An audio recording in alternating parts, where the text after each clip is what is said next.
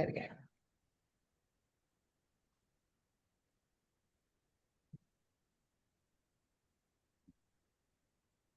And this is where one of us doesn't know where to speak, right? I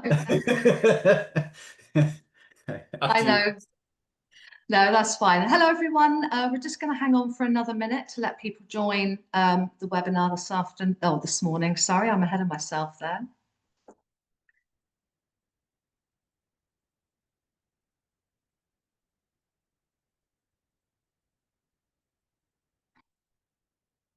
And I think we've got quite a few people booked on today, which is really great.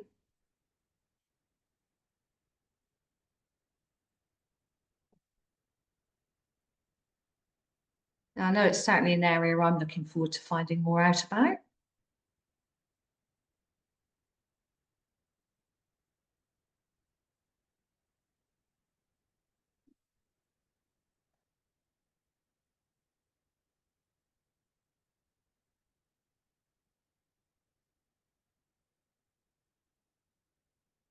Okay, so it's 11 o'clock. So I'm going to start the webinar. First of all, I just want to say hello and welcome to today's webinar, which is focusing upon the responsible use of AI in the workplace and some of the key areas that need to be considered. Today's webinar is going to be led by Christina and Luke. A few things to run through before the webinar starts. My name's Crystal. I'm one of a team of consultants that work for the Data Privacy Advisory Service. We're the company hosting today's webinar, and we are a Southwest-based company just on the outskirts of Exeter. We also offer a comprehensive package of services in all things that data protection and GDPR related. We undertake training audits. We support with subject access requests, policy design, and offer an outsourced DPO service. Just to let you know, we are running some AI-specific courses in the near future, and there is actually a code which is really apt for the season, spooky, which will get you 25% off some of the future training courses if it's booked before a certain date. We are hosting also a free-to-attend conference in February, which I believe is going to be based in Bristol. More details will be coming out about that with some really interesting and fantastic speakers attending that. So please check out the details on LinkedIn and our website for further details. So as you are aware, or hopefully you are aware, the webinar is being recorded. So if you do miss anything this morning, you will have the opportunity to catch up with it later. So just a little bit of housekeeping. The webinar is going to last approximately 1 hour. As I've said, the webinar is being recorded. Following the webinar, we will be sending out some of the materials that we share in this and the recordings and any resources. And also at the end of the webinar, we do ask you to complete a survey. And it's really important for us to get feedback from you, not only about this webinar, but perhaps about subjects and things that you might want us to speak about in the future or host webinars about in the future. So without further ado, let me introduce you to our excellent two speakers, Christina and Luke, who are going to take over from this point. Thank you. Good morning, Christina. Morning. Hi, good morning. Good morning, Luke. Good morning, Emma. Good morning, Crystal. And good morning, everyone. My name is Christina Twayjay. I am an associate DPAS trainer. I've been working in the GDPR, data protection, cybersecurity, and increasingly AI governance space for 15 plus years. I do lots of consultancy and training work with DPAS and with other corporate clients. And recently, I'm excited to share that I'm working closely with the Information Commissioner's Office, the ICO, the UK Data Protection Regulator. Thank you, Luke. That is excellent. I don't have quite that resume, I'll be honest, but I have been, my name's Luke Beckley. I am a data protection consultant, specialist. I've been working with data protection and in this field for approximately sort of 10 years now. Prior to that, my entire career was spent in data analytics. So I'm kind of both sides of the Star Wars saga. So yeah, I've got a very good background in understanding data and how that obviously now is changing in the world that we're about to talk about.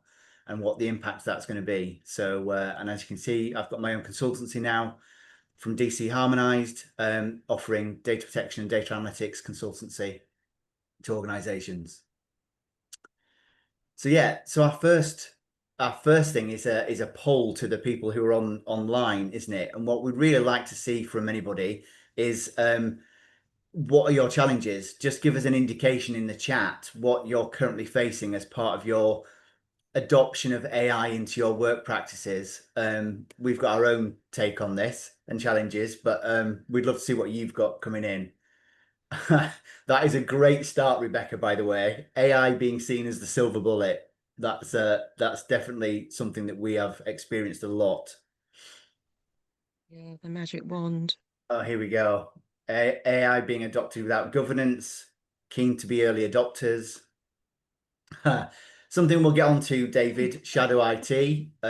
Christina's coined a brilliant new phrase for that. Governance being in the way of AI innovation. Preventing the use of ChatGPT in a corporate environment, promoting the use of Copilot. That's one to pick up, probably offline, Steve, at some point, I think. Data risk team being seen as a blocker due to lack of governance. Again, we'll touch on that. Too much guidance, AI being shoehorned into legacy apps, need help with how to introduce it, and creating awareness internally. So there's, and significantly underestimating the cost of adding AI to the organization. That's another good one, Rebecca. Yeah. Ben, that's a bigger one than we can do today, which is how to explain the algorithm. I'm not sure we can get into that technical detail today, Chris, but we'll see. And that, Alice, that's another very good point. Giving clear guidance to staff on what they can and can't use, and understanding the why not for open models. So what are the risks that we're obviously going to chat a little bit about today as well. And people are talking about the overlap of AI and GDPR compliance. So yeah, there's quite a few challenges, it would appear, all of which I think we were hoping were going to be. It wasn't just us that experienced them. So yeah, so those are some of the challenges that are coming up. Excellent response from everyone. Thanks, Luke. And my quick summary of all of that sounded like and looked like AI literacy, compliance being seen as a blocker, limited governance, and a lot of unknowns. So thank you very much for your contributions there, everyone. Over to you, Luke, in terms of, yeah. Yeah, so from my experience, there's a multitude of challenges, and we both experienced this, Chris, as well. And I think there's the initial riding of the wave, right? The introduction and tsunami of positive media attention that AI got when it hit the shelves effectively in November 23 in any kind of big form. The rush to then adopt, and I think we've seen that in the notes and some of the comments, is the rush to adopt AI, regardless of whether AI should be adopted or not, and whether it's the right thing to be implementing or not. It's we don't want to be left behind. So it's people are rushing into, in our experience, trying to just bring this new technology into their space without really understanding why they're bringing it into that space and what the benefits are going to be. And I think that leads on to the other point, which I think you can touch on, which is understanding the use case. Yeah, absolutely. In terms of understanding the use case, it's really important in terms of the work that I do and the conversations that I have, that organizations increasingly move towards embracing their business strategy as their AI strategy. So the two are actually merged. So in terms of the comments, the initial comments where people sort of said, well, there's almost like chaos, people rushing into it and having high expectations of AI.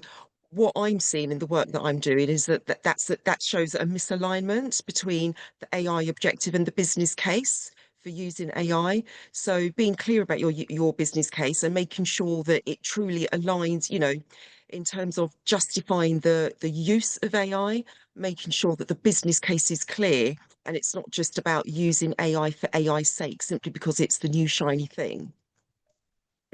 Absolutely. And again, I think we've touched on it on our conversations prior to this webinar, that MIT stat about the 95% failure of AI initiatives that in their recent study, and I've got some other kind of KPMG stats that back up the fact that people are not really kind of embracing it. People are concerned about the negative impact. So not really understanding that use case is likely to be A, wasting money, B, creating an additional set of risks for the organization because they've not understood why they need to use the technology and for what purpose. And like you're saying, it's vitally important because the exponential risk that is presented by using such tools and using models that have been created external to your organization could actually lead to a much wider data protection problem than we're currently looking at and we manage. Yeah, absolutely.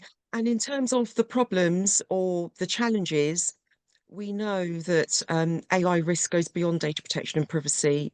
Correct.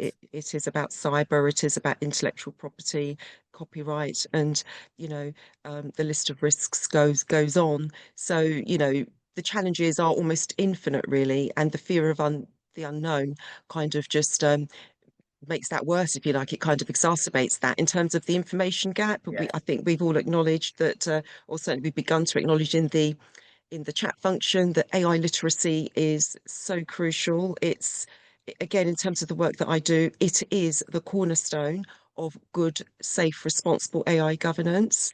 Without AI literacy and data literacy, and digital literacy, organisations are really working in blind spots. So it's just not a safe place to be Yeah, fundamentally. agreed. We talked about this education gap quite extensively in the build up to this, and I'm glad you mentioned the other two elements of that. So it's not just an AI problem, it is a data literacy problem, and it is a digital literacy problem. So understanding the impact of digitization, the understanding of data, our responsibilities towards it, what the potential impact of that can be, both positive and negative, and understanding those responsibilities, individuals understanding that responsibility about data. And what we're not seeing, or I personally am not seeing, is money and time being spent on data literacy education as the precursor foundation to understanding AI and the AI literacy requirement. Because at the heart of all of this, and the reason we're doing it as a data protection conversation, is data is at the heart of everything. AI is built on large language models, which are built on lots and lots and lots of data. Your own internal data is something you need to protect, and if people don't understand the potential risks of that, then it just creates an even widening gap between rushing into AI and digitization without doing the fundamentals correctly. So that education gap is widening, but needs to be brought back much closer together, I believe. Yeah, agreed. Do you want to go on to talk about the haves and the I will. have-nots? I And can do. Yeah. So, and I think what I've also experienced is organizations are driving towards what they believe should be not even the business cases, the areas that AI may help the most. So, for example, software development, uh, things around some of the admin tasks, possibly some of the HR functions within their organizations. But then you've got other people within that company that are not getting access to the AI. So there's almost like here is a set of tools for you to use. Please go ahead and play with them, and it's going to improve your efficiency. And so they're suddenly becoming more efficient and more productive. And then those who have not been granted the licenses are finding that they're way behind the curve and not even involved in any of the education that may or may not be happening. And so what you've now created is a cultural issue where people are feeling left out and others are feeling empowered. And actually, rather than bringing the whole organization on that journey, regardless of how little or great the use of AI might be to that person's individual job. I think that cultural shift and this have and have not situation will create, well, will fall into the last point, right? Which then creates a fear and a resistance from, particularly from the have nots, who are seeing like, well, it's not working. Either it's not working or I'm not getting access to it, and therefore I'm just going to resist because that might lead to my job being lost, for example. So there's a whole heap of cultural management that's also required about the introduction of this tool, probably beyond what has normally been undertaken in the past, because it is shifting people's thought processes and the paradigm about how productivity is determined, I think.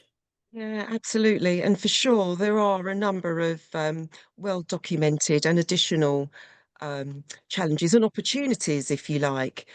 Fear of change, speed of Yeah. change, fragmented and siloed ways of working, which could potentially create non-inclusive governance models. And very quickly, what's interesting is the recent release of a UK International AI Safety Report, which goes some way to acknowledging some of these challenges and opportunities. It talks about global fragmentation. It talks about technology outpacing operating models.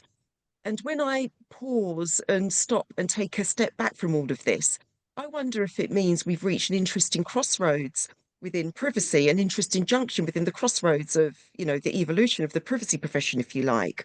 And I wonder if it's encouraging us to think about the extent to which we just stick with GDPR, data protection and privacy management, which we know and love, go a bit further and potentially take on board AI governance responsibilities and go even further potentially and actually lead corporate global enterprise AI governance programs. And it just feels, as you say, Luke, in terms of the shift, I wonder if we're potentially shifting towards a place whereby privacy or some other function ends up being a holistic system that bridges AI governance, corporate governance, data governance, technology governance, portfolio governance. It's just interesting, exciting An times infinite that we're list in. of potential additional skill sets that we're going to eat one of those things. We either take on ourselves and embrace them, or they will get pushed onto us. Yeah. I suspect. But yeah, that's a really interesting shift again in our space, in our professional space as well. So yeah, I think if we yes, because this is I can't remember who was the person who said in the chat about IT and shadow IT. Well, we've got definitely Christina, I can't take it away from you. You've got to say it. It's your phrase. Oh, bless you. Yeah, AI. Yeah, I mean AI on the sly. Yeah, I mean that's very much about shadow IT or shadow AI, which is the term that was mentioned in the chat Yeah, box there when we asked the initial David. Yeah. question. And yeah, it's an interesting one, AI on the sly, because I think in terms of my work and what I'm seeing, it raises a double-sided tension, if you like. Potentially AI on the sly could come from a place of malice, or it could be about curiosity, creativity, experimentation, which we know fuels innovation. And actually, I might be tempted to go even further and say all of that could possibly push us towards AI governance excellence, just in terms of encouraging those of us as data protection practitioners that work in the AI governance space. All of this creativity and innovation and experimentation may prompt us to ask better questions to get better answers, which is great from an AI governance point of view. Absolutely.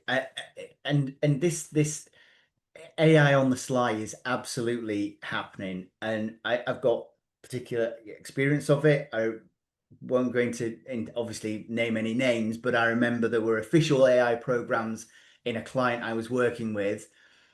We then ran a search. We looked at how many calls were being made to AI known websites, and therefore the use of their tools. And it was about 15 times greater than the official number of AI tools that were in the organization. So people are using it. And I think it's almost a full circle thing back to the education piece. They're using it through curiosity, as you've said. Uh, they may be using it because they're driven to get to a productivity level and or deliver on timescales, and therefore feel that actually I can get this done much quicker if I use an AI tool, and have gone out without really thinking about the consequences of what it is they're doing with that data and what data it is that they're pumping into a random AI on the sly website that they've picked. And there was the KPMG study that finished in January this year. And one of these stats here are quite interesting, talking about AI on the sly.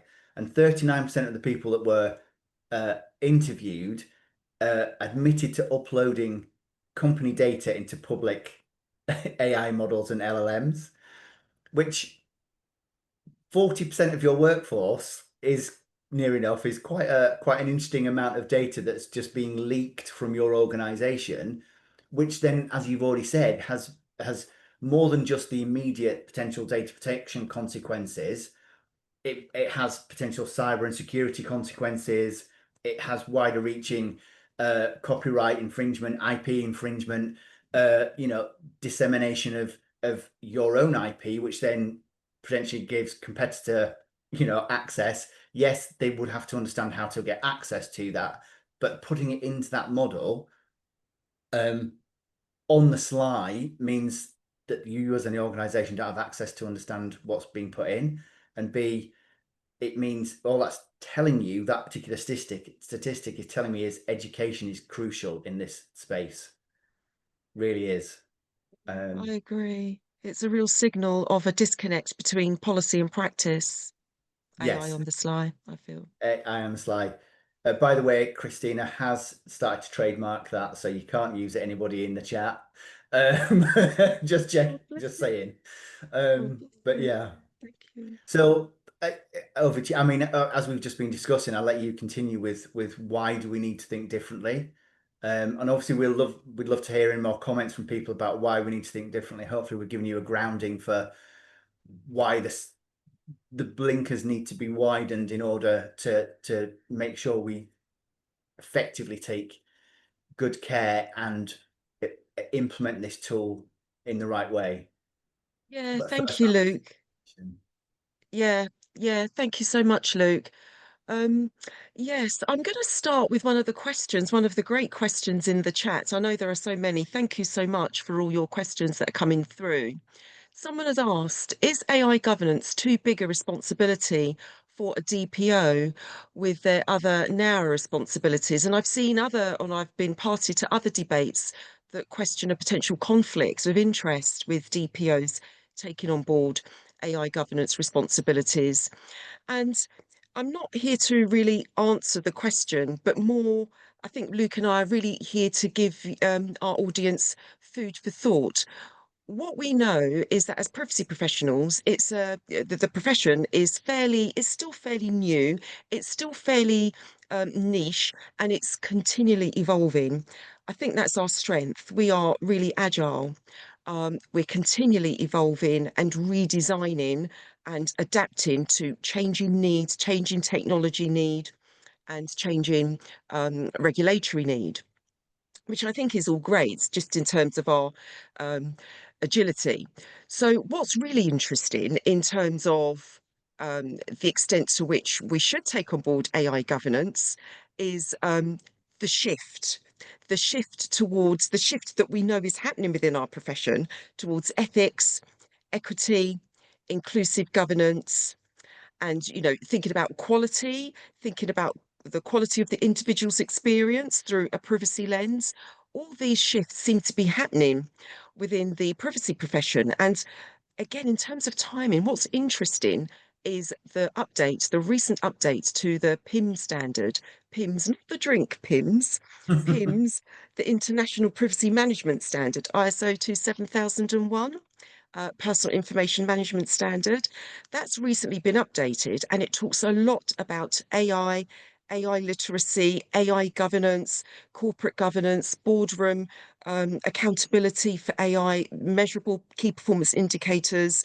The list goes on. It also makes reference to other related standards like ISO 42001, which is the international AI management standard, and the quality standard, ISO 9001.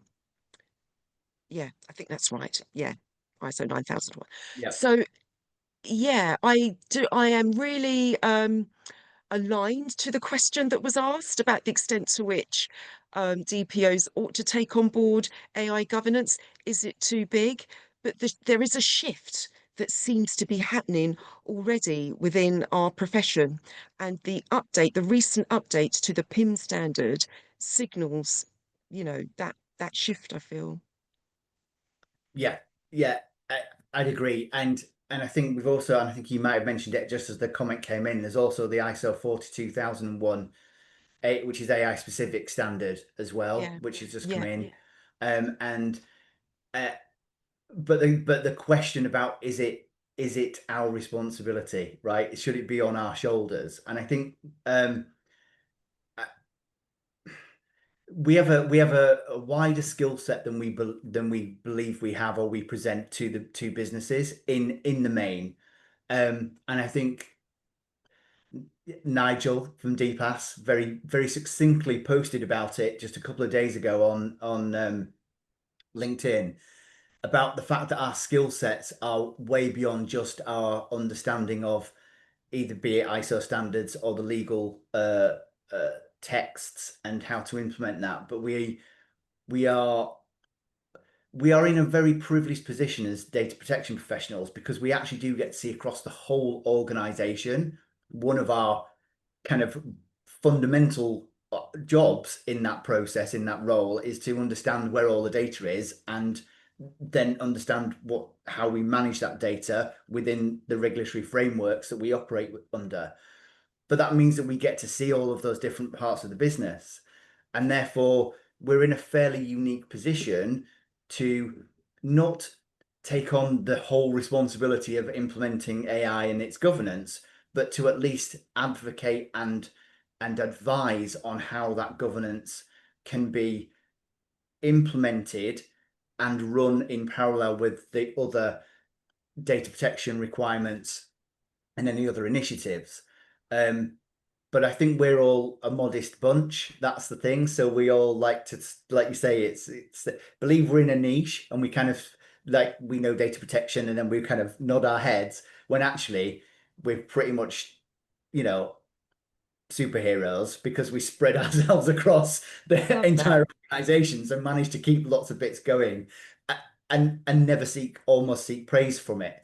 So I think that cultural shift is not only a cultural shift for organizations to be able to understand how to adopt, manage, and implement this new technology in a safe way, and make sure that you don't create a haves and have-nots divide.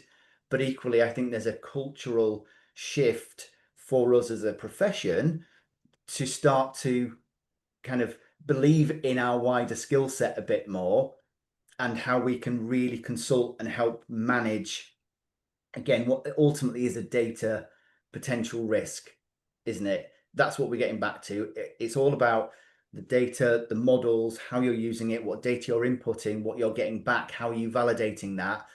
All of that is a governance requirement that we are in the best position, unfortunately, in organizations to be able to assist with, I believe. That's my opinion. I'll move to you, Chris. Yeah, no, it's helpful. And again, I'm just looking at some of the interesting comments that have dropped into the chat box. Someone's talked about job ads and DPOs being responsible for, doing policy, policing, data protection risk, often causing a conflict of interest. And again, just in terms of the shift, there is a lot happening in this space. And in terms of job ads, I've recently seen a couple of job ads that amalgamate, if you like, the DPO function with the CISO function. So it's definitely a very interesting and dynamic space that we're in at the moment. Yeah, I've got my own opinion on the CISO DPO element, but I might keep that for another day. But yeah, and I think we've got some other ones in here. I mean, we've talked about, David saying finding jobs that expect the DPO to be responsible for doing policing, responsible for all data protection risk, Yeah. which sometimes creates conflict of interest. Yeah. People being asked to just manage AI. And again, Lindsay's really good point here, and I think that we've not really touched on, but the ethics around the use of the tool and the introduction of AI, and of course the use of the data before you get to the use of the tools and whether they're right. And again, that responsibility seems to be pushed onto the data protection officer and or other responsible, but almost in isolation. It's almost like you're responsible for that without the support required in order to genuinely drive an ethical conversation, and actually the organization to believe in the output from that ethical conversation and deliver on whatever is agreed its ethical standpoint should be. Yeah, I completely agree. And in terms of that siloed way of working, in terms of the expectation that organizations just dump ethics on us and expect us to get on with it, this Yeah. is where, in terms of thinking and working differently, AI governance as a new and evolving profession is great because it is a principles and risk-based approach that encourages a lot of things. One of the important things it encourages is cross collaboration. You know, managing, AI is everyone's responsibility. AI is ubiquitous. It is everywhere. It is not just about technology implementation. It is about workforce innovation, business change, fundamentally changing business operating models. So there's no way that, DPOs or data protection practitioners working in the AI governance space can embrace all of that. But in terms of Agreed. developing responsible AI principles and an AI governance framework, it's about recognizing that cross collaboration is key. Cross collaboration absolutely does reduce the blind spots. And I think we've got, if we move on to the next slide, we've got a quick poll, because we're going to get onto the cross collaboration piece that we've debated like Oh, apologies, I'm jumping loads. ahead. No, that's fine. It's fine. But so we just want everybody in the chat to just give us an answer to this question, if you could, right? So has AI governance been defined in any way within your organization? So we've got 1 yes, 3 no's so far. 4 no's, 5 no's, a yes. Partially, that's an interesting one, Alice. Yeah. Okay. So at the moment, it's looking, oh no. So yes, we've got a few more yeses coming in. Joanna's got it to a significant extent. So that's interesting. So that probably aligns a little bit with the KPMG study in terms of its adoption and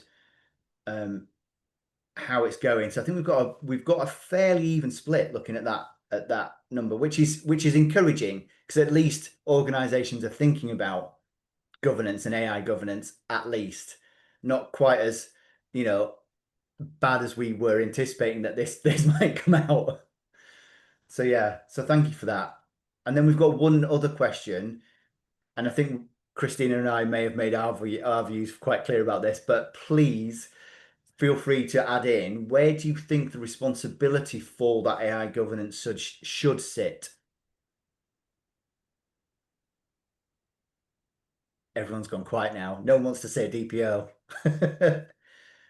Okay, exec level, directors down. Everyone, chart, yeah. Exec, CEO, management team, asset owner, board level. Yeah. Between cross team of experts, yep, Scott. Between information security and DPO. Exec level, but empowered with IG and appropriate resources. Governance regulation team to policy, IT to administer control. It's a mix of teams including security, data protection, and IT. Paulina, hello. So yeah, it's a mix. It's a real mix. I think there's an interesting point though that's coming out of that, which is there's the operational element and then there's the accountable element. So Imogen's question is who is accountable? And I think the split of people of different levels being highlighted in the chat is saying board level needs to take accountability and responsibility for AI governance. And in doing so, then the implementation of it should be like a governance or regulatory team, IT and cyber and information security. And then the cultural element needs to be driven down to ensure that everyone understands their responsibilities in its use and the data that they're using. So it lay beautifully. Thank you all very much, by the way, for giving all the answers that just help us lead on to this wonderful next slide, which is the cross collaboration piece. So yeah, thank you, Luke. Yeah, and I really loved what you said there around summarising the responses in a layered way, board responsibility, operational responsibility, um, and everyone's responsibility, from yes, an awareness and AI literacy point of view. Because when we look at the updated PIMS standard, ISO 27701, it kind of mirrors what you've said. So there is, shifts. There's definitely a shift or an expectation or a call to action for us as privacy professionals to take on board AI governance, corporate governance, and kind of make it happen at every single level of the organization. Not necessarily owning all of that, but kind of certainly enabling it. yes, yeah, agreed. And that's what we concluded when through the conversations we're having, that it's an interdepartment set of responsibilities. I think policy helps guide whose responsibility it is, but ultimately accountability needs to be sat with the board about in how it is undertaken. And and therefore, back to one of our other superpowers, which is understanding process. And part of that needs to, I think we have a responsibility in this field, as well as the data protection field, to help almost generate those processes Yes. between departments so that there is a smooth transition of responsibility depending on what is being undertaken at any given time, and also Yes. crucially the information sharing, so that should anything go wrong, obviously, and we get into that wonderful data breach situation that we all love, there is a full set of information available and an understood process for how that movement is happening that enables us to address that potential issue as quickly as possible. Because, and as you touched on it earlier, the tool and AI as a set of applications and or solutions that are available to everybody now across the world suddenly extrapolate out the potential problem of a data breach, and or create much more complex cybersecurity incidents that we're seeing happen, and we have seen happen over the last few months. And again, hopefully no one from JLR, but that was quite a big one. And the recent Jaguar information that Land was Rover. presented, Yes. Jaguar Land Rover one, the cost, not to fix the breach, the wider cost. And again, right, the reason we've got supply chain here, so it's a bit of a lead into that, is it's a 1.9 billion pound cost to rectify that particular issue, because that's had an impact on supply chain. Obviously, shutting down manufacturing means you're not buying in more the goods that you need, which means you're cancelling orders, which means that those supply chain, participants are also affected by what has happened. And it could be the other way around. Something in your supply chain affects you as the main kind of body in that. So in JLR's perspective, and it could have been reversed. And so cross collaboration, and this was part of our conversation, wasn't it? Was that we didn't feel that it was just about the internal. It wasn't just about the departments and your organization, but actually you've also got to collaborate with your supply chain quite strongly in what AI tools are being used. Yes. Understand what data the data that you have shared with them in order to facilitate whatever service or product is being built. How are they using Yes. that data, and what are the tools are they putting it into, and what's the potential risk further down the supply chain? And that Yes. requires even stronger collaboration than I think I've seen in recently anyway. Yeah, absolutely. I completely agree with that, Luke. We definitely need to get much more comfortable in asking our suppliers about those downstream questions, even where those questions might be difficult, and even where we anticipate we may or may not get an answer that is truthful or believable, we still must ask the questions because, that's the accountability piece, isn't Yes. it? That's about us being accountable for the organisations that we represent, and it's about our expectation of our suppliers and the downstream supply chain demonstrating accountability as well. And in terms of customers, very quickly, all I will say is that increasingly, again, just in terms of the conversations that I'm having, I suppose mainly in the public sector, in terms of my public sector clients, they are looking at, they're starting to look at AI um, from a quality perspective through a privacy lens. So again, I think it's just about recognizing that, yeah, we are custodians of data, we are to a certain extent custodians of systems, but ultimately we must keep individuals, data subjects, and the quality of their experience at the heart of all of this. We know that AI does harm. We know that AI can do good. So it's just about keeping that principle of quality. What we are doing in the AI governance space is enabling organizations to facilitate, innovation safely to produce better quality experiences for customers, individual data subjects. And again, the PIM standards, just going back to PIMS, that it stresses that point around quality. Yes. Yeah, absolutely.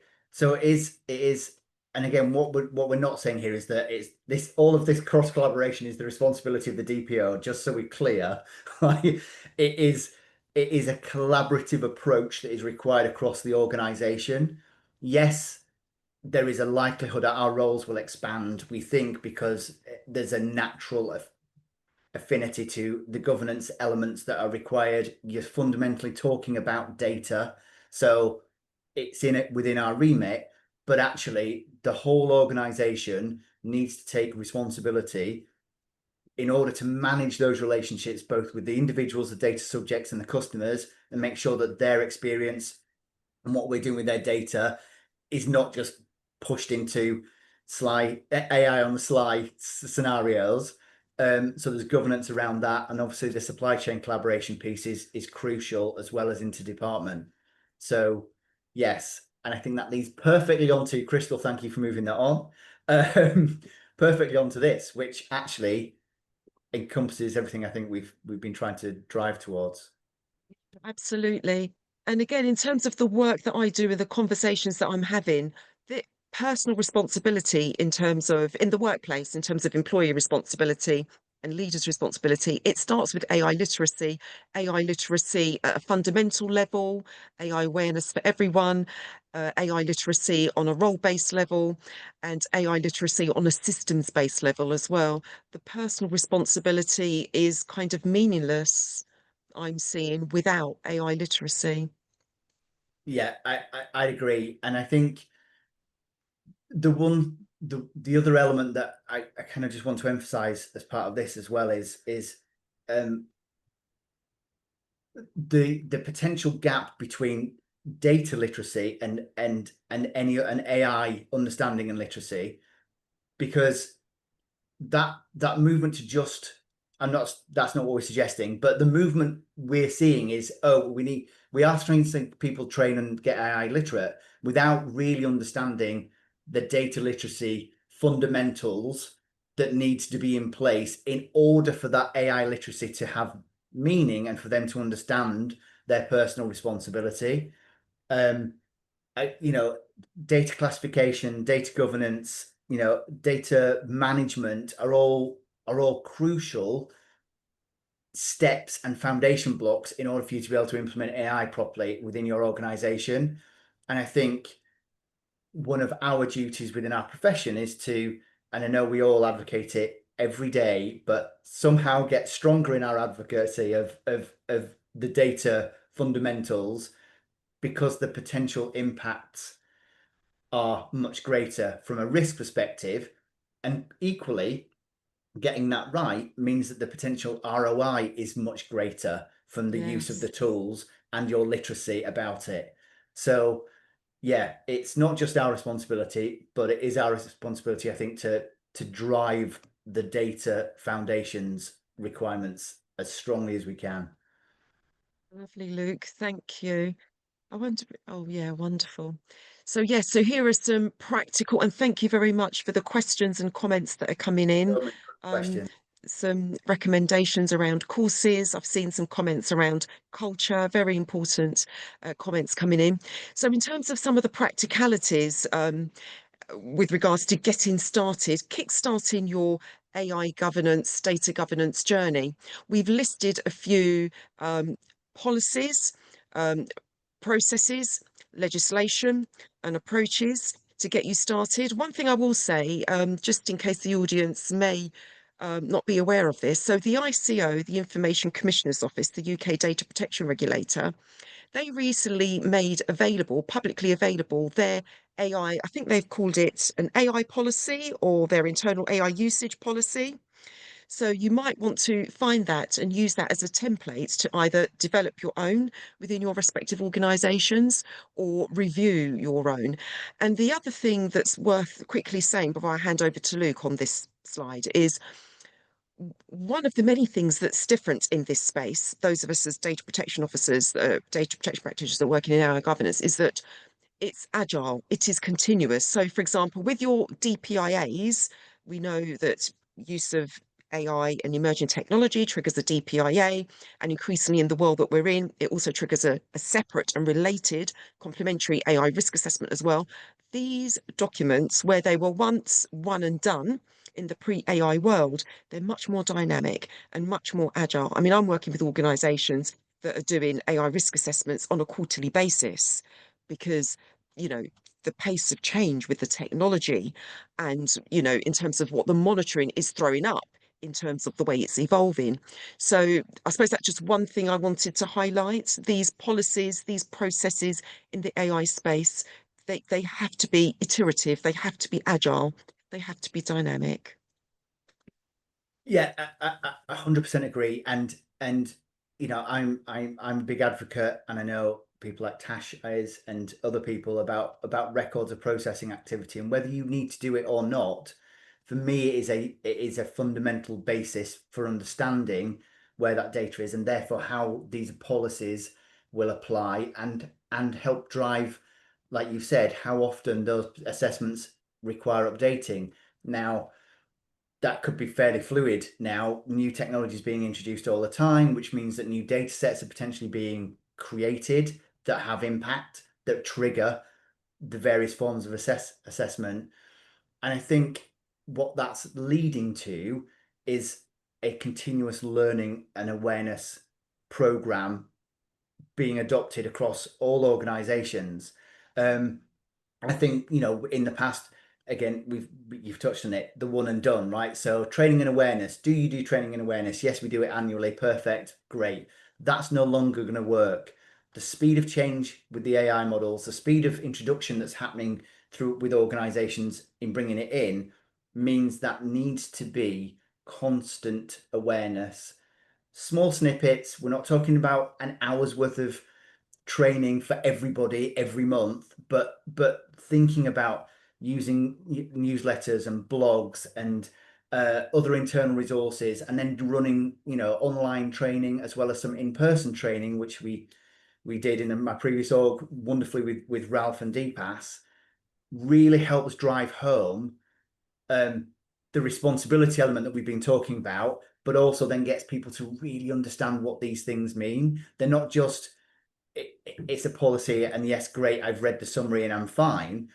They then start to use them as the reference material that actually is what you ultimately want them to be doing, so that they know what to do next. And that's only going to happen through adoption of a continuous learning process and program, I think. Yeah, absolutely agree with that, Luke. I'm a huge fan of continuous learning and continuous organizational development and continuous improvement. Thank you so much. I'm Yeah. just conscious of the time and Yeah. conscious that there have been so many comments and questions as well. Um, I'm wondering how we are going to tackle. We're not going to get through all of the questions with the time So remaining. if you have got any questions, and maybe you've already put it in the chat and it's further up, please feel free to add it back in now, and we'll run through the questions as they come in. That might just help us, because there's been a lot of comment this morning and some great debate, various things being thrown out about what people are experiencing, right? It being harder for smaller organizations with less resource, so they don't want to fall behind. How can we help alleviate that pressure on them to put AI in to help drive efficiency? We've had someone, Ben, talking about indemnities becoming and contracts becoming increasingly significant, given the risks around supply chain relationships, and AI just is exacerbating that problem. So if there are any questions, or you want to ask us anything, please feel free to just stick them in the chat now. Great, Zoe's gone straight in there. Thank you. So does anyone have a really good AI risk assessment? She's looking for someone to help her. Is anybody in the chat? Yeah, so the ICO, as someone has acknowledged, the ICO have, I think they call it an accountability framework, which many organizations use that as a starting point to get them to think about AI risk alongside data protection risk. But there are, I mean, some of the models that we've mentioned already, or some of the frameworks we've mentioned already, things like, well, the AI Act, just in terms of its risk-based approach, and it gives some clear pointers as to what high risk and limited risk looks like, is a useful place to start, just in terms of curating your own internal AI risk assessment to govern those conversations. You've got some of the standards we've already mentioned, ISO 42001, which is the international PIM standard. You've got, for global firms, I don't know where Zoe's based or where her company's based, but for global firms, what I'm seeing is that they're relying on the NIST framework as well to manage AI risk assessments, and using, pointers from that framework to build out their own, bespoke, curated AI risk assessment. So there are a number of, what I'm seeing is that there are a number of sources that organizations are drawing on to curate their own AI risk assessment, which again is a reasonably fluid thing. Questions may be added as the AI risk assessment evolves, and as the maturity of the conversations within the organization evolves as well. AI risk assessments tend to evolve. Yeah, and I think that Sophie's very kindly just put in a link to the ICO's guidance on artificial intelligence and data protection. So yeah, thanks, thank you for that, yeah, Sophie. thank you, Sophie. Yes, for that clarification. Thank you. So do we have any other questions? Someone asked an interesting question earlier about, I think it was about AI governance and whether we can define it, which I thought was a fair question, because it's such a new field and it is evolving, and so many people approach AI governance in different ways. And in fact, some organizations aren't really sure what it is, what AI governance is. So I thought it was a good question there from the person that kindly dropped it earlier. But again, just drawing on the work that I'm doing, we start with the principles. It's the principles that govern AI. Once the organization is clear about, principles around safety, principles around security, a commitment to ethics, it's those values and those principles that begin to define what AI governance looks like. But it certainly starts with a conversation. Agreed.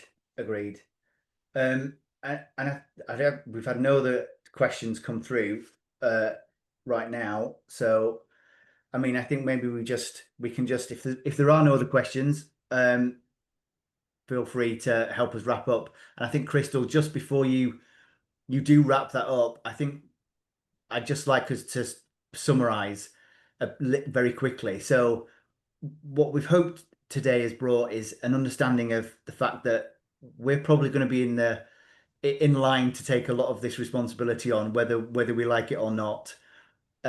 However, cross collaboration is absolutely key. Education and continuous learning is vital for any organization to ensure that they get the best out of any AI implementation. But I think and business case, what is the business case for its implementation? Don't rush into just getting it and riding a wave. Use it for a purpose, and then you're aligned to exactly what you've just been saying, to the purposes, right, and the values. So I think that would be my summary for today, and hopefully that's helped people get some clarity on that.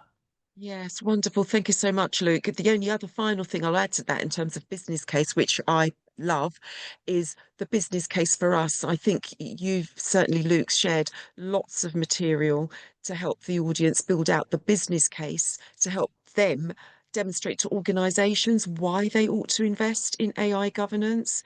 It does protect risk. It does put the individual at the heart of what they and what organizations are doing. It does enable innovation. We're not the blockers. It does demonstrate a return on investment. Investment in responsible AI can yield innovation benefits and commercial benefits. So we've got the PIM standard as well. There are so many things that are happening that builds the business case for us to make the case back to organizations to invest in AI governance. So we'll stop talking now, Crystal. We'll hand over, because Chris and I could talk about this all day. Luke. Yes. No, thank you both. No, honestly, thank you both. That was a really interesting session, looking at the responsible use of AI and implementing it in the workplace. Also, what I really liked with the comments in the chat, it makes such a difference to the engagement and the relevance of the webinar if you do get engagement from participants, and some of the conversations taking place were fascinating. I'd really like to kind of get those and summarize those, I think, because it'd be really interesting to summarize those and maybe put that out. Definitely. Yeah. So no, thank you anyway, and we hope that everybody found the information discussed really useful, and that some of you will have things that you can take away and apply to your business area. Obviously, as we've already highlighted, at DPAS, we do run some courses and we offer consultancy around AI and implementing it also. So if you do want any further information, keep your eye out for future free webinars on LinkedIn and on our website. And you can always visit our website to view the previous webinars and blogs that you may find interesting. So thank you, everybody. Yeah, thank you very much indeed. Okay, and goodbye. Bye. Thank you, everyone. Bye.